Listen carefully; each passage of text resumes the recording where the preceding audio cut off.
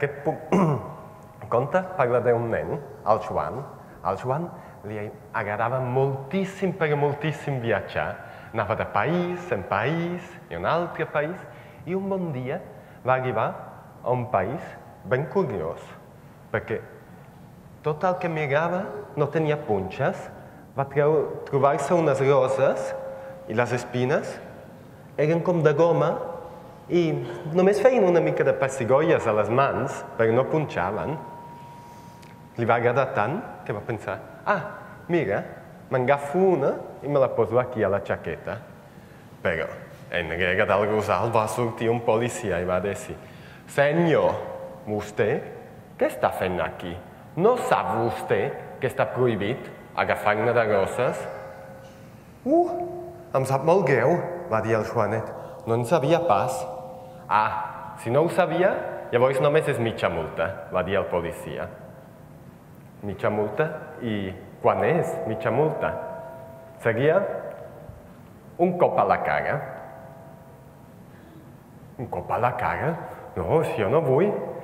No és que jo li doni un cop a la cara. Vostè m'ha donat un cop a la cara.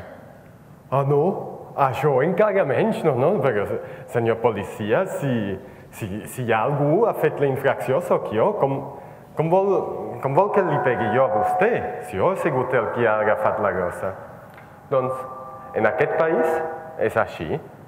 El que fa la infracció ha de donar una bufetada al policia, perquè ningú vol fer-ho, i així no es fan infraccions.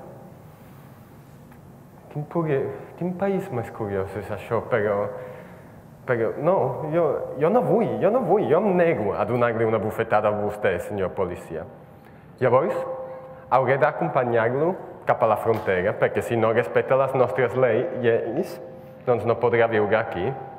I així va ser que vam portar el Joanet cap a la frontera i d'una patada al cul el vam fer fora del país. Així és.